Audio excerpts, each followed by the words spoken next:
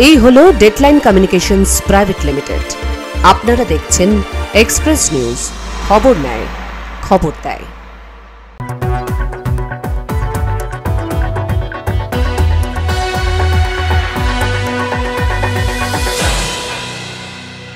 Express News brought to by Godavari Commodities Limited. নমস্কার, সুপ্রভাত। Express নিউজে আপনাদের স্বাগত। আমি রয়েছি আপনাদের সঙ্গে সুকন্যা। শুরু করছি এক্সপ্রেস নিউজ। মুর্শিদাবাদ মালদহের ঘটনায় সরব প্রধানমন্ত্রী নরেন্দ্র মোদী। আলিপুরদুয়ারে দাঁড়িয়ে তার আক্রমণ মুর্শিদাবাদ মালদহে যা হয়েছে সেটা এখানকার সরকারের নির্মমতার উদাহরণ। জনসভা থেকে এভাবেই প্রশাসনের বিরুদ্ধে তোপ দাগলেন প্রধানমন্ত্রী। বাংলা দীর্ঘদিনের টার্গেট গেরুয়া শিবিরের, কিন্তু কেন্দ্রে তিনবারের প্রধানমন্ত্রী মোদী কিছুতেই জয় করতে পারছেন না বঙ্গবাসীর মন। সামনেই আবারও বাংলার বিধানসভা নির্বাচন। এবারের নির্বাচনে তাই জন্য আগেভাগেই মরিয়া চেষ্টায় পদ্ম শিবির। 26-এর বিধানসভা নির্বাচনকে পাখির চোখ করে বাংলার ভোট ময়দানে নেমে পড়লেন স্বয়ং প্রধানমন্ত্রী। বৃহস্পতিবার আলিপুরদুয়ারের সভামঞ্চ থেকে তৃণমূল কংগ্রেসের দিকে একের পর এক নিশানা সাধেন মোদী।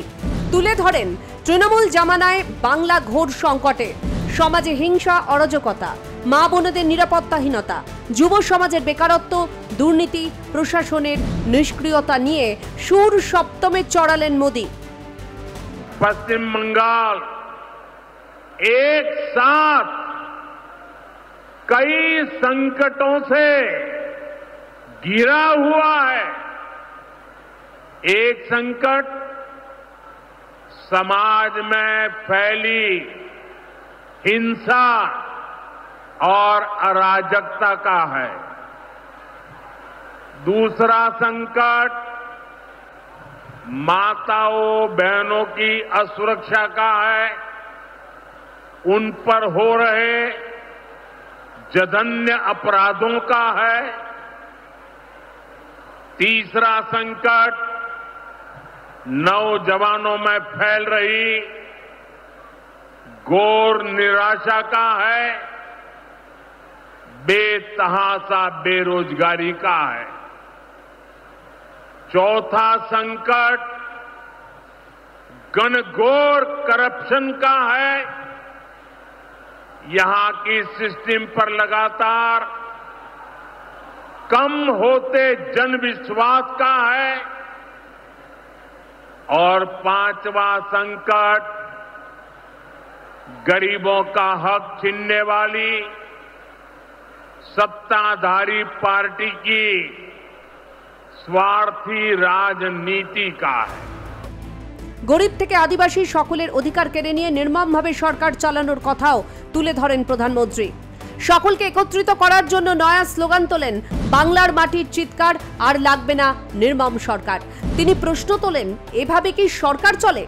यहाँ की निर्मम सरकार को कोई फर्क नहीं पड़ता। यहाँ बात बात पर कोर्ट को दखल देना पड़ता है। बिना कोर्ट के बीच में आए कोई भी मामला सुलझता ही नहीं है। बंगाल की जनता को अब टीएमसी सरकार के सिस्टम पर भरोसा नहीं है। यहां की जनता के पास अब सिर्फ कोर्ट का आसरा ही है। इसलिए पूरा बंगाल कह रहा है, बंगाल में मची चीख पुकार, नहीं चाहिए निर्मम सरकार। তবে নিন্দুকেরা বলছেন, গত 2016 সালে বিধানসভা নির্বাচনের আগে আলিপুরদুয়ারে গিয়েছিলেন মোদী। এর মাঝে 9 বছর আর আলিপুরদুয়ারে যাননি প্রধানমন্ত্রী। সেবারেও টার্গেট ছিল ভোট বাক্স, আর এবারেও তাই। কারণ হিসেবে তারা বলছেন, মোদীর ভাষণে এবারেও শোনা যায়নি বাংলার বঞ্চনার প্রসঙ্গ।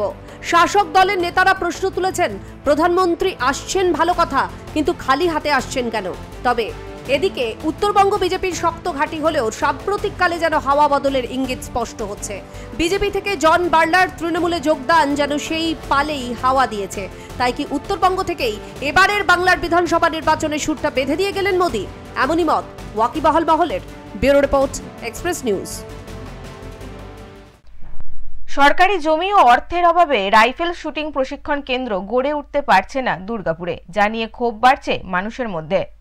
রাইফেল শুটিং প্রশিক্ষণ কেন্দ্র নিয়ে দুর্গাপুরে চলছে চর্চা। না মিলছে সরকারি জমি, না মিলছে অর্থ, তাই রাইফেল শুটিং প্রশিক্ষণ কেন্দ্র বিষবাউ জলে। প্রাক্তন সেনাকর্মী অর্জুন অ্যাওয়ার্ড প্রাপ্ত ক্যাপ্টেন ভগীরথ সামুইয়ের গলায় আক্ষেপের সুর। তিনি জানিয়েছেন, ভারতের হয়ে বিদেশ থেকে রাইফেল শুটিংয়ে গোল্ড মেডেল এনে দেশের নাম উজ্জ্বল করেছেন তিনি, অথচ বর্তমান প্রজন্মের জন্য কিছুই করতে পারছেন না। যুব সমাজ অন্যান্য অনেক পেশায় প্রশিক্ষণ নিলেও রাইফেল শুটিংয়ের প্রশিক্ষণ থেকে বঞ্চিত হচ্ছে। নতুন জেনারেশন সেগুলোকে দেখুক, আসুক। আমি চাই সেই ছোট ছোট ছেলেমেয়েরা আগামী দিনে তারা নিজেকেও প্রতিপন্ন করুক। আমি তো কতটুকুন কী করে মানে ভারতবর্ষের সম্মান এনে পেরেছি জানি না, কিন্তু আমার থেকে তারাও ওতপ্রোত হবে যে কাকু যদি এত জিনিস, এত অ্যাওয়ার্ড পান, এত মানে আমার এই মিউজিয়াম ভর্তি ছবি, মিউজিয়াম ভর্তি আমার অ্যাওয়ার্ড দেখে তাদের মনের মধ্যে নট অনলি দ্যাট, তাদের যে সাথীরা রয়েছে ছোট ছোট বাচ্চারা, তাদের দিকে অতিপ্রেরিত করুন। তিনি চান তার শহরের তরুণ প্রজন্ম রাইফেল শুটিংয়ের প্রশিক্ষণ নিয়ে ভারতের হয়ে সোনার মেডেল জয় করে দেশের নাম উজ্জ্বল করুক। তার দাবি, রাজ্য সরকার ও দুর্গাপুর সরকারি দপ্তরে রাইফেল শুটিং প্রশিক্ষণ কেন্দ্র করার ব্যাপারে জমির জন্য আবেদন করেও কোনো লাভ হয়নি। তার মতে, রাইফেল শুটিং একাডেমি করতে অর্থ ও জমি দুই দরকার। সরকার এ বিষয়ে সাহায্য করলে দুর্গাপুরে একটি রাইফেল শুটিং প্রশিক্ষণ কেন্দ্র চালু করা যেত। এটা পয়সা একটা বেশি মানে 40-50 লাখ টাকার ব্যাপার। একটা শুটিং রাইফেলে 4টে রাইফেল কিনে, ইকুইপমেন্ট কিনে তৈরি করতে গেলে সেইগুলো একটু সময় সাপেক্ষ। Not only that, department agree হচ্ছে না। বর্তমানে ক্যাপ্টেন ভাগীরথ সামুই দুর্গাপুরের অমরাবতী ডিফেন্স কলোনিতে রাইফেল শুটিং সংক্রান্ত বিষয়ে বহু তথ্যের উপর একটি মিউজিয়াম করেছেন। বহু মানুষ এই মিউজিয়াম দেখতে আসেন। ক্যাপ্টেন ভগীরথ সামুইয়ের মতো দুর্গাপুরে আরও অনেকেই চান রাইফেল শুটিং প্রশিক্ষণ কেন্দ্র গড়ে উঠুক দুর্গাপুরে। এখন দেখার তাদের সেই আশা পূরণ হয় কিনা।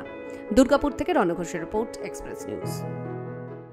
পুলিশের বিশেষ অভিযানে নদিয়ার কল্যাণীর সগুনা গ্রাম পঞ্চায়েতে শান্তিনগর এলাকা থেকে ফের আগ্নেয়াস্ত্র ও কার্তুজ সহ এক ব্যক্তিকে গ্রেপ্তার করল পুলিশ। ধৃত ব্যক্তির নাম মোহাম্মদ কাইফ। তার কাছ থেকে একটি দেশি পিস্তল ও 1 রাউন্ড গুলি উদ্ধার হয়েছে। পুলিশ সূত্রে জানা গেছে, মোহাম্মদ কাইফ বিহারের বাসিন্দা। তবে গত কিছুদিন ধরে তিনি নদিয়ার কল্যাণী ব্লকের মদনপুর জঙ্গল গ্রাম পঞ্চায়েত এলাকায় বসবাস করেছিলেন। গতকাল রাতে তিনি কী কারণে শান্তিনগর এলাকায় গিয়েছিলেন সেই বিষয়ে তদন্ত শুরু করেছে পুলিশ। এছাড়াও তার কাছে কিভাবে আগ্নেয়াস্ত্র এবং গুলি মজুদ ছিল তারও তদন্ত চলছে।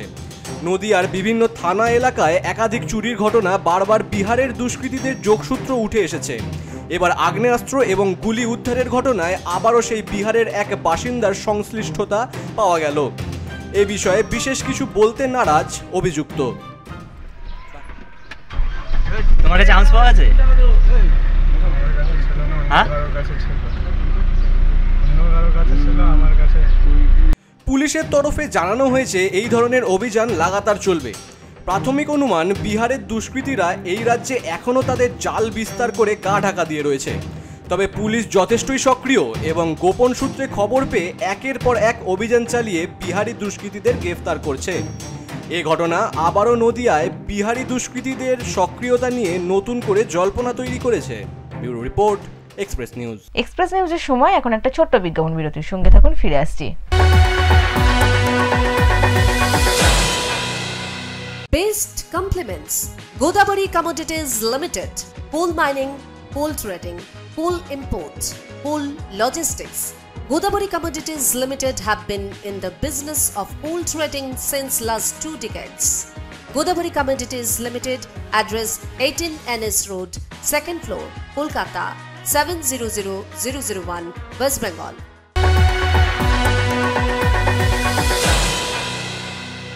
ফিরে এলাম বিরতির পর। আপনারা দেখছেন এক্সপ্রেস নিউজ।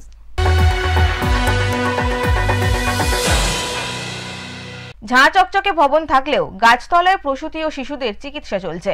একদিকে সুদৃশ্য নবনির্মিত উপস্বাস্থ্য কেন্দ্রের ফটকে ঝুলছে প্রকাণ্ড তালা, অন্যদিকে তীব্র গরমের মধ্যেই গাছের নিচে বা অন্যের বাড়ির বারান্দায় চলছে গর্ভবতী মা ও শিশুদের চিকিৎসা।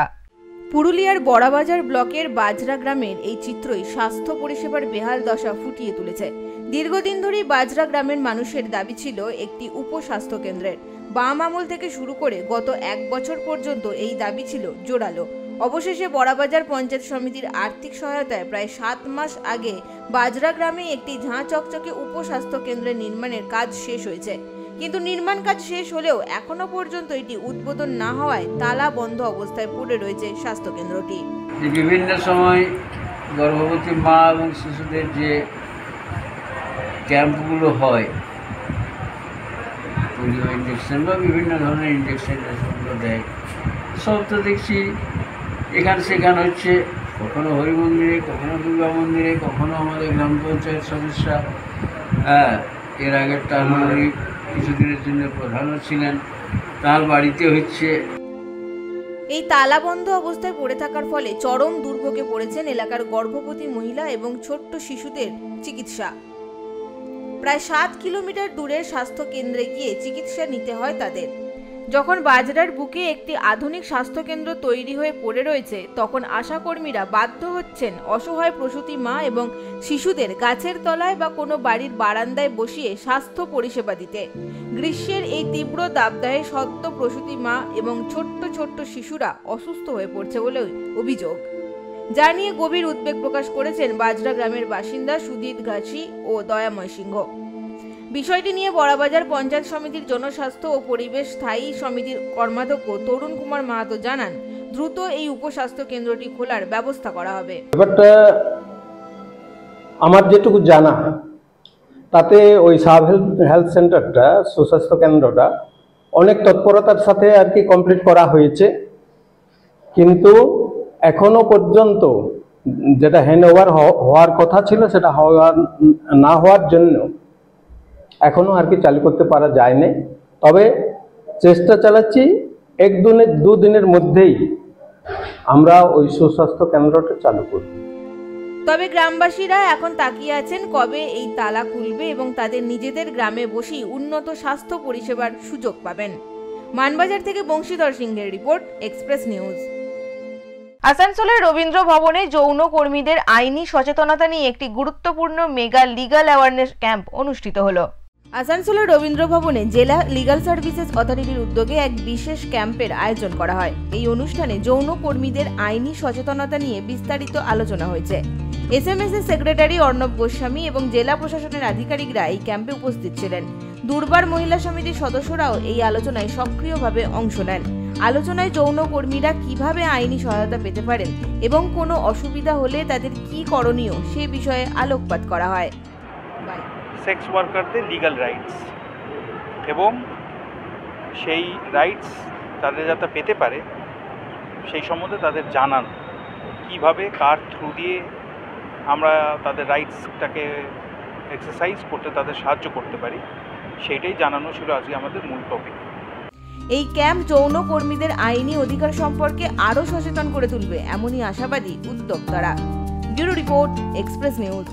বর্তমান পরিস্থিতিতে যুদ্ধের জন্য ডাকলে ভারত মাতার জন্য এখনও যেতে রাজি কালনার কোয়ালডাঙ্গা এলাকার বাসিন্দা অবসরপ্রাপ্ত সাব মেজর নরেশ চন্দ্র দাস। শোনাবো সেই কার্গিল যোদ্ধার কাহিনী। নিয়মিত বিভিন্ন অনুশীলন এবং শরীর চর্চা করে 62 বছর বয়সেও নিজেকে ফিট রেখেছেন কার্গিল যোদ্ধা। 1999-এর কার্গিল যুদ্ধে সশস্ত্র অংশগ্রহণ করেছিলেন বীর সেনা নরেশ চন্দ্র দাস। যে ভয়াবহ যুদ্ধ কেড়ে নিয়েছে ভারত মাতার বীর যোদ্ধাদের। সাহস, মনের জোর এবং অদম্য ইচ্ছে শক্তি নিয়ে লড়ে গেছেন কালনার কোয়ালডাঙ্গার বাসিন্দা নরেশ বাবু। কার্গিল স্মৃতিচারণা করতে গিয়ে চোখের কোণে জল এলো এই বীর যোদ্ধার। তিনি জানান, আজও যদি দেশের সেবায় তাকে ডাকেন তিনি সরাসরি যুদ্ধে নামতে প্রস্তুত। রাষ্ট্রের সঙ্গে লড়াই নয়, পাকিস্তানের সঙ্গে আমরা লড়াই করছি না, আর পাকিস্তান ভারতবর্ষের সঙ্গে লড়াই করবে না। উগ্রবাদীর সঙ্গে কোনো দেশ, বিশ্বের কোনো দেশ উগ্রবাদীকে সাপোর্ট করে না, আর ভারতবর্ষ করে না। সেই লড়াইটা আজকে চলছে, এর লড়াইটা হওয়ার প্রয়োজন আছে। একবারে আমি মায়ের জন্য বলি প্রদত্ত, দেশের জন্য বলি প্রদত্ত। আমার এ কাজ আমাকে করতে হবে, যেতে হবে। পবিত্র নির্ভর নিঃস্বার্থে এ কাজ আমি প্রথমেই করব।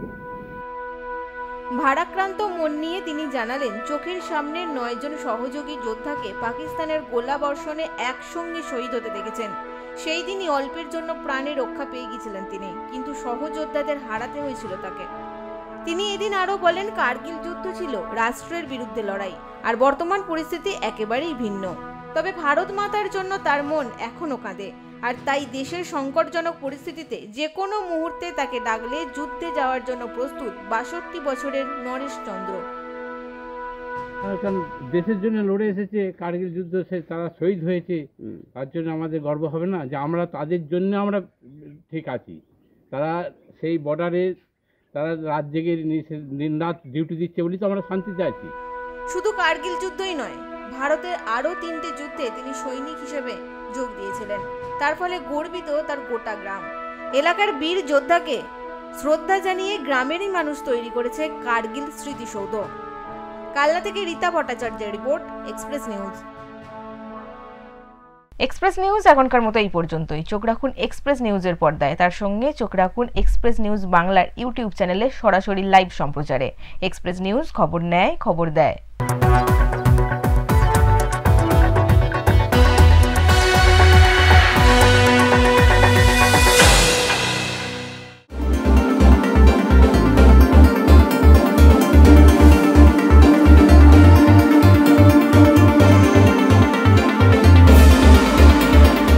এক্সপ্রেস নিউজের পরিবারদের শুভেচ্ছা, দর্শকদের শুভেচ্ছা জানাই এবং এই চ্যানেলকে দীর্ঘায়ু কামনা করি।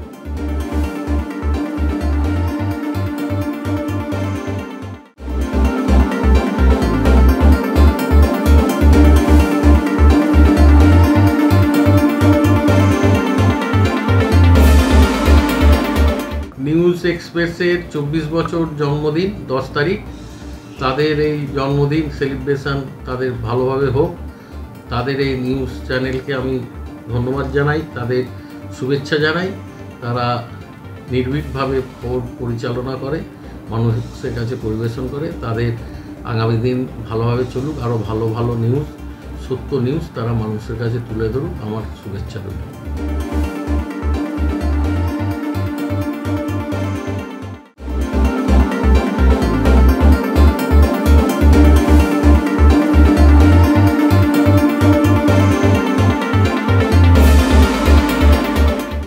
খুব খুশি হলাম যে এক্সপ্রেস নিউজ তারা যারা বিভিন্নভাবে খবর সংগ্রহ করে মানুষকে সম্প্রচার করে, 24 বছর হতে চলেছে আমাদের 10ই জুন। অতএব তাদের আমি অগ্রিম শুভেচ্ছা জানিয়ে রাখছি।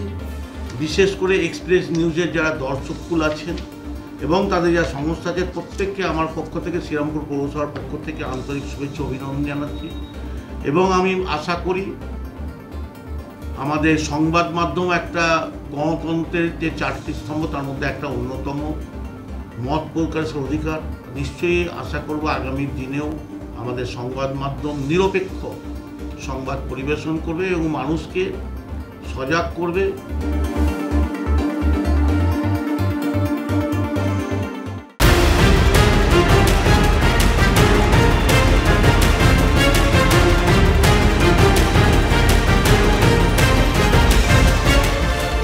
এই হলো ডেডলাইন কমিউনিকেশনস প্রাইভেট লিমিটেড। আপনারা দেখছেন এক্সপ্রেস নিউজ, খবর নেয়, খবর দেয়।